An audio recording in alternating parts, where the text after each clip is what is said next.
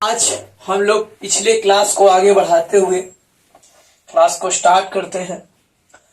और हमारे पास तो डिजिटल बोर्ड है नहीं कि मतलब उसको फिर से लिखना पड़ता है, पहले से लिखना पड़ता है, नहीं तो फिर उतना लाइन को लिखना भी संभव दिक्कत होता है। देखिए इसमें हम लोग पिछले क्लास को आज आगे बढ़ाते हुए पढ़ेंगे। और कहता है क्या, ब्लड। तो ब्लड के मतलब होता है रक्त, यानी रक्त यानी कि खून बोलते हैं ना ओकरा, रक्त कहिए या खून कहिए या उसको क्या कहिएगा, ब्लड कहिएगा। ठीक है, देखिए ब्लड जो है दूध से मिलकर निर्माण हुआ। ब्लड जो रक्त जो बोलते हैं आप, खून जो दिखाई पड़ता है आपको या शरीर से कहीं कट उठ जाता है तो कहीं निकलता है ब्लड। तो दो गो से ये मिलके बना है, एक तो है प्लाज्मा और दूसरा नंबर में है रक्त कणिकाएं यानी कि रुधिर कणिकाएं। ये दोनों जब मिला है तब रक्त का निर्माण हुआ है। एगो प्लाज्मा, प्लाज्मा जो है यह द्रव अवस्था में होता है। प्लाज्मा यह द्रव अवस्था में होता है। वही बोला कि प्लाज्मा और रक्त कणिकाएं जब आपस में मिलते हैं तो किसका निर्माण हुआ है, रक्त का। किसका निर्माण हुआ है तो रक्त का निर्माण हुआ है। प्लाज्मा और रक्त आपस में मिलेंगे तो रक्त का, रुधिर कणिकाएं मिलेंगे तब जाके रक्त का क्या होगा, निर्माण होगा। प्लाज्मा किस अवस्था में होता है तो द्रव अवस्था में होता है। और प्लाज्मा का रंग बोले, प्लाज्मा का रंग, तो प्लाज्मा का रंग जो है वो पीला होता है।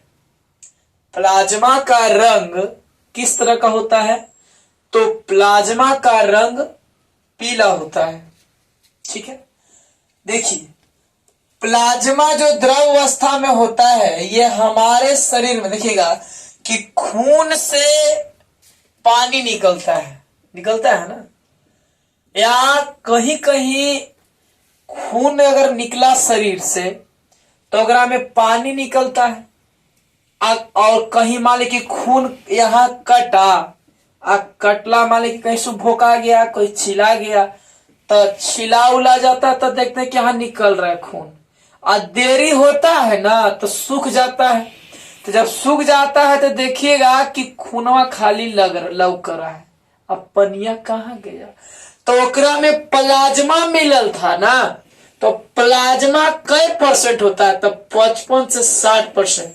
अब किस अवस्था में होता है तो द्रव अवस्था में। अब आप ही बताइए कि जब 55 से 60, अगर 55% ब्लड में प्लाज्मा है तब 45% रुधिर कणिकाएं, और अगर 60% प्लाज्मा है तो 40% रुधिर कणिकाएं। दिक्कत तो देखिएगा बोला गया क्या कि हमारा जो शरीर है अब कहीं कट फट गया, तो जब कहीं कट फट जाता है तो खून निकलता है। और ओकरा बाद में देखिएगा ना कि कहीं कटला के बाद में रुकता है तो जो है वो कुछ देर के बाद में कपड़ा नहीं लगता ना, ओकरा कबारते हैं तो उहे रुधिर कणिका है। और द्रव तो अपना लगे रह गया। वही बोला प्लाज्मा का रंग कैसन होता है तो प्लाज्मा का रंग पीला होता है। क्वेश्चन पूछता है, कई बार पूछा है मेरे भाई। देखिएगा मेरे दोस्त, प्लाज्मा का जो रंग है ना वो पीला होता है। प्लाज्मा का रंग किस तरह का होता है तो पीला होता है। अब देखिए हम लोग आगे जानते हैं कि रुधिर कणिकाएं जो है वो कितने प्रकार के होते हैं मेरे दोस्त। तो रुधिर कणिकाएं 3 प्रकार के होते हैं। दिक्कत